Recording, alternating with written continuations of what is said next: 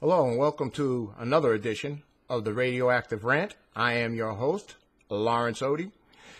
I've been watching a lot of Fox these days, and I know to some people, you might say, why?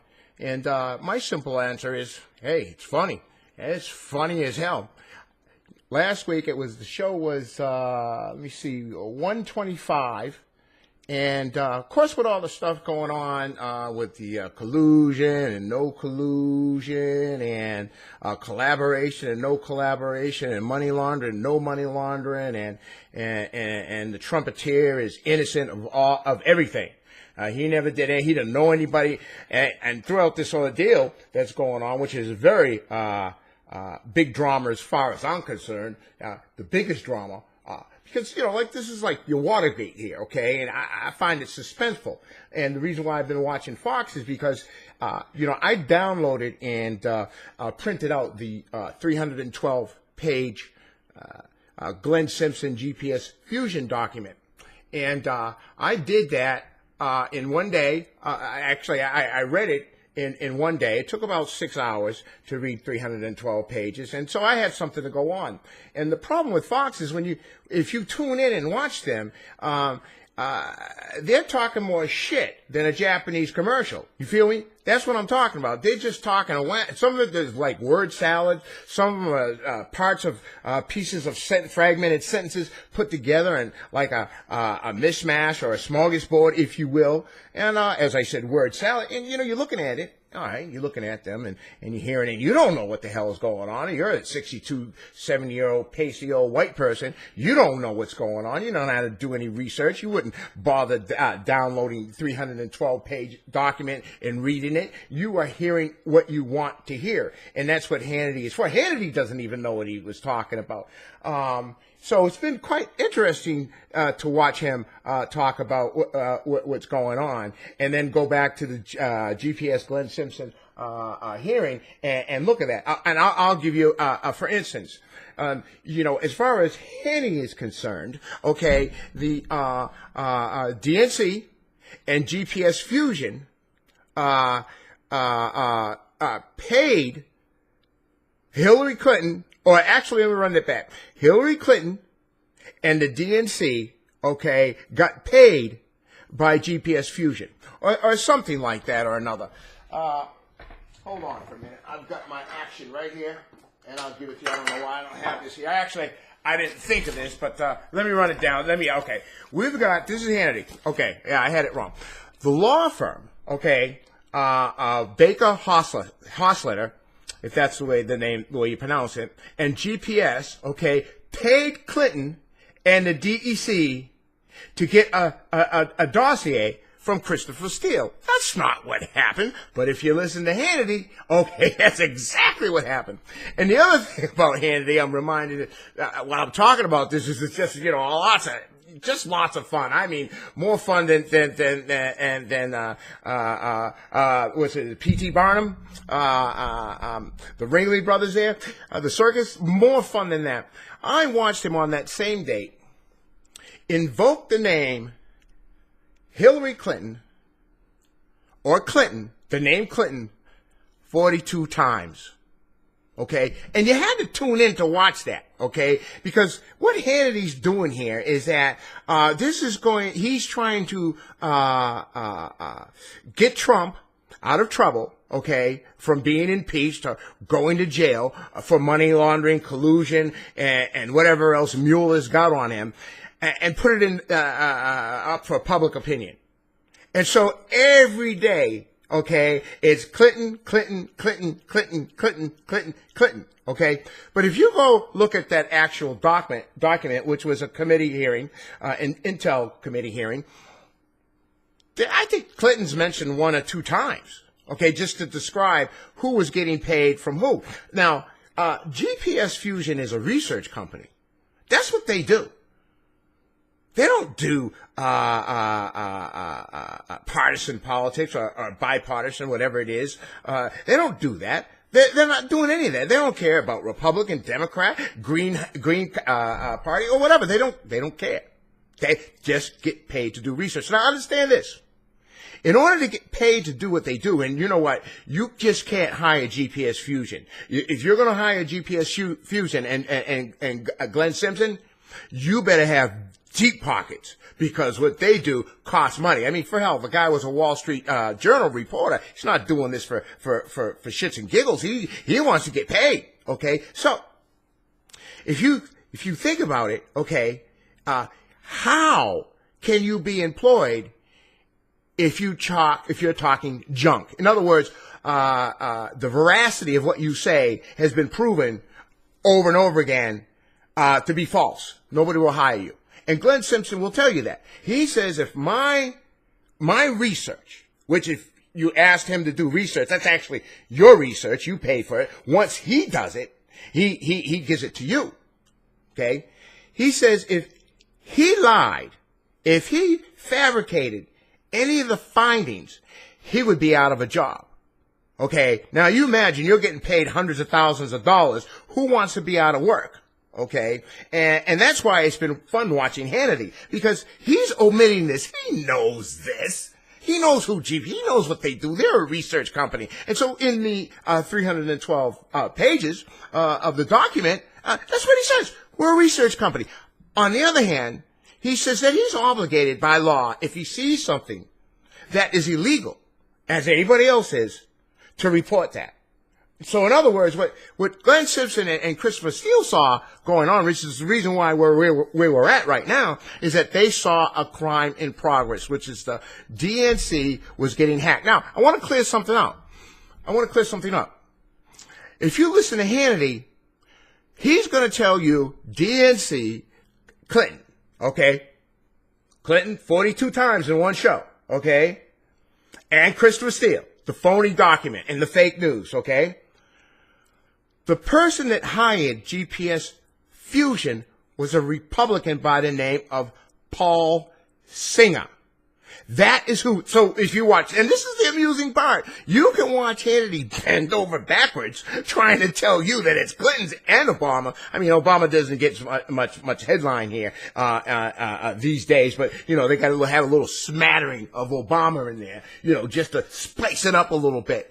But if you watch him, that's what he's trying to do. He's trying to tell you that it's the DNC and the Democratic National Party, when the person to hire GPS Fusion first was a staunch Republican by the name of Paul Singer. By the way, a very, very, very wealthy guy. I think a billionaire. Okay, so let's put that to bed there. Okay, so moving on. I don't want to be here all day. I'm sure you people got things to do. On the Me Too movement, I equate that with feminism. And I got my feelings about it. Yeah, abuse, sexual assault is wrong. But I'm kind of more looking at it from a black perspective, per se, okay? And let me tell you something about feminism in America. When Gloria Steinem started that whole feminism movement, guess what women were left out? Black women. Okay? Notice what's going on with this at Me Too thing. There are no black women. Now, I remember, if you remember a few years ago, Anita Hill talking about sexual assault and sexual abuse. And that was a trial. That went to a committee hearing. Okay, remember the pubic hair on the cocaine and the porno movies from Justice Say Nothing Thomas? Remember that? Okay, so that wasn't good enough then. I admit, it took a long time, a struggle. I think in the whole thing, when I'm watching that, I'm sitting there and I'm saying, does anybody remember the term casting couch? It's like the reporters in the corporate media can't go back and say, look, this has been going on all the time and we just ignored it. We're negligent. Okay, just like they were in the 2016 election. Corporate media was negligent. And I'm talking about Fox, MSNBC, CNN. They're, all the polls. But black women were left behind. Let me tell you another time, Lap. Feminism, women, black women, white women, Asian women, all kinds of women. All right? Black women were left out. And I saw a program, a documentary where feminism realized that. They realized that we forgot to include everybody. And, you know, it's not the first time in history that's happened. And I'll tell you, what's happened to do recall or revision is that during slavery, okay, the fight for abolition was carried on by many groups. And groups sprung up talking about they were in the business of anti-slavery. Here's the kicker. There were no people in those groups, no black people in those groups. So if you're like in Boston or you're in Cleveland, Ohio, you know, Rhode Island, any one of the states that had abolished slavery before slavery was born, and even after in the Reconstruction, you know, black women weren't included if you had, you know, an anti-slavery group. You know, just think about it. You have an anti-slavery group, but no people that were the actual slaves are in your group. Okay? Just tell me about that. Okay? Just think about that. Okay? I'm going to move on here now, and I've got, I guess this goes right along with the Me Too. Actually, it does. It segues right. Well, it doesn't segue. It's just an addition of the Me Too, at Me Too. A 16-year-old girl was just released from juvenile hall for shooting her father. Taking a defensive stand. Okay. Now, I'm watching the news every day. I read the news every day. I live, eat, and sleep news. I'm not lying. Okay? And the only way that I know about this is because some news is more newsworthy, if you will, as far as I'm concerned, than your CBS or your MSNBC or your Fox or your CNN. Okay, I don't know why I even put Fox in there. I guess I like to add number. Okay, number makes it look big. Nobody covered that. Okay, this young girl was about 14 years old. Her name was Breshna. Okay, give me a second here. I don't have that written down. But anyway, I'll get her last name. Breshna shot her father, who was very abusive, and it was on record. Okay, there were restraining orders and all that concerns, and we know how restraining orders work. Restraining orders aren't worth a damn if somebody's standing in your goddamn doorway with a pistol pointed at your head. Restraining orders don't mean shit. You feel me? So, and then they put her in juvenile hall, and then she's got to do some sight time for defending herself. Okay? Hold on for a minute.